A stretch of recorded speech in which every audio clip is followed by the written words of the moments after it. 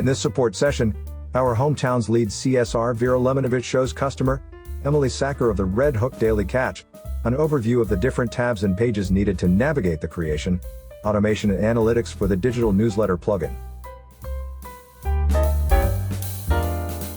In this recording, we're going to cover the overview for newsletters. After signing in, go to your dashboard and look for newsletters. This is the newsletter dashboard. Here, you'll see forms, lists, delivery, company information, all of the newsletters that are outside of the automated newsletter, your latest subscribers, and your subscriptions. Forms are just extra fields and labels, such as email, first and last name, gender, whether you want to change where it says subscribe or add the privacy policy. You could also add extra labels, such as if you wanted them to register if they were a business for additional marketing. Going back, here are your lists. It shows that you have 7 lists. And it tells you the number of subscribers in each list. Delivery. Unfortunately, since your automation has been set up by Jack, you don't have access to change it because all of your newsletters go out on specific times. Your company information. This is basically your logo, your social media, your motto, and your address, and the copyright and year. From the top, we have our subscribers tab. Here you can search and edit. If you have an email, you can see whether they're confirmed or if they've bounced. If you see bounce, that just means that your newsletters are not going to them. It's going into their spam folder. It could also go under updates or forums for Google. How to remedy that is just ask the subscriber to add the Red Hook Daily Catch at our-hometown.com to be added to their address book. Once they do that, you can resend the activation. Here's the profile page. This right here just says that the confirmation email has been sent to activate the account. This has all been set up by Jack. Log of sent newsletters. Here you can manage. You can make changes and do segmentation. Here's your total list. Gives you the total of all of your list. Those that have confirmed, those that have unsubscribed, those that have bounced and complained. And then here are your statistics. This gives you a list of each things. Here are your sources, how they were referred. And then this right here is your time over the last 60 days, last 24 months. And it breaks it down by month. You can see the number of subscribers.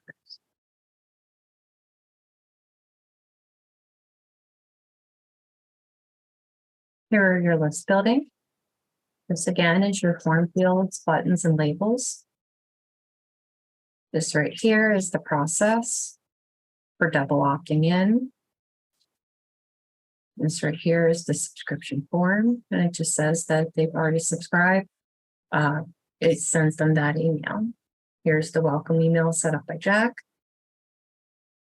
and the activation. Again, here are the lists. And once you add a list, you want to make sure that you click the save button here. You want to mark them as public. So that way, when you create a newsletter, it'll reach those intended. Here's your spam security. It's been set up. If you have someone that you want to block, you could block them by IP, or you could block their emails. Here's your unsubscription, cancellation. Here's the goodbye letter. And this was all set up by Jack, so you're all set. In your newsletters, here you would create a newsletter outside of the automation. Here are newsletters that are sent outside of the automation. You can view their statistics. Here are the stats for all your newsletters. If you want to just view the ones that are outside of the automation, you can view them here. If you know which channel, you can select it. Like this is the Sunday roundup. If you hit update charts, it'll give you the statistics. And it shows you your charts for your opens, your clicks, your activity. Here is the dates they were sent out. This was how many were sent, how many opened, your activity, and your clicks. If you click here, it'll show the links that were clicked and their percentages.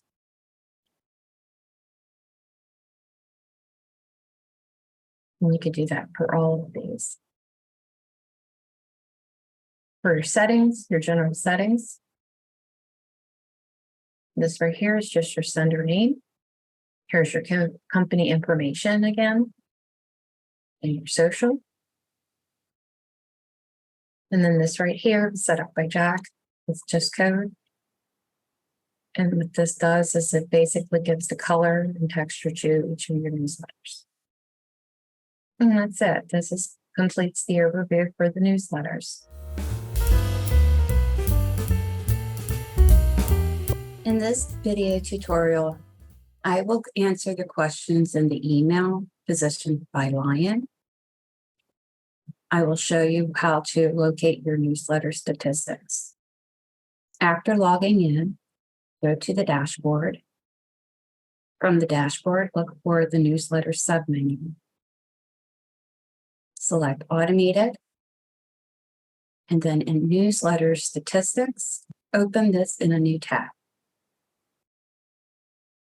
The reason why I had you open another tab is I wanted to show you here, each one of these newsletters has an ID for the channel number. You're going to use this to find the statistics. Just overview of what this is. Here you can see in each channel, like 17, for example, a total of 1979 emails were sent out from this list. A total of 7 newsletters were sent out. And the same for each one of these channels.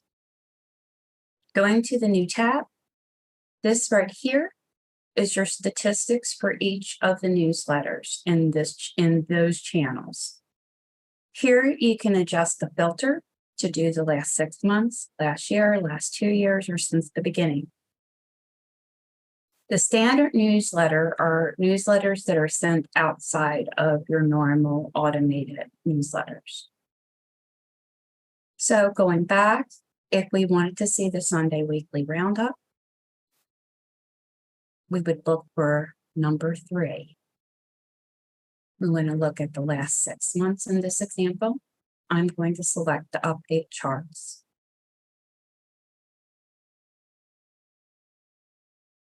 Here you'll have your information,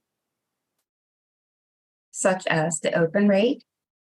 Your overall average is 47.75% for your Sunday weekly roundup. The overall clicks is 7.88%. In order to find the other information within the newsletter, we need to go to a different spot. So if we go into subscribers, I'm going to open that in a new tab. The next one is your list growing. Let's see, statistics. Okay, so what we want to do is want to see by time. This gives you the last 60 days and the last 24 months. Says, is your list growing? What is the rate of growth? Has there been a drop off? So if we look And then in the last 60 days, here we have subscribers and the date that they were added. And we can see that your list is growing.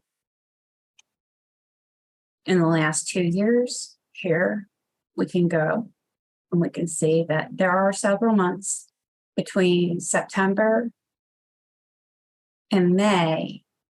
There was nothing, but that was because your site didn't launch until technically June. Okay, so the next one is how many people clicked links within your newsletter. And this gives you the overall. And if you wanted to see the total number of clicks per newsletter in the Sunday weekly roundup, it gives you this here. If you wanted to locate the URLs that are being clicked, you can load. And these are all of the links that were clicked and the percentages. Okay, and conversions, what did they do once they clicked? Did they buy something or bounce away? So for this, we went into maintenance. Now this is for all of your newsletters. Unfortunately, we can't break it up per newsletter list. Bounced, these are newsletters that once they receive the initial one, it has either gone into their spam or they haven't opened it again. So you have 183 of those. We have 255 subscribes. According to the stats, we do not have, other than these stats here, we don't see individual bounce rates. We can see the clicks and the overall clicks for each of the newsletter channels. If we go back into statistics about your subscribers and we go into referral, these are people who registered on the site to sign up for the newsletter. These are people that got to your links through pages and the widgets. These are refers. So this is a total encompassing of the entire newsletter. So 240 were brought to those links by referrals. And here we have after they viewed, they bounced afterwards or unsubscribed from the newsletter after they received links. The next one is delivery rate. How many are going to dead addresses? List for either bounced. You can look at it here, and this will show you all of the bounced email addresses. If you wanted unsubscribed, you can do a search here. And you could either approach them to, inviting them back. For the bounce, you can send the information to add the daily cats at our-hometown.com to be added to their address book, and then you can resend the activation for them to start receiving the newsletter again. As far as going back, we're back in the statistics for the subscriber. We can go into maintenance, and we can then delete all of the unsubscribed. Anyone that complained, you can delete those.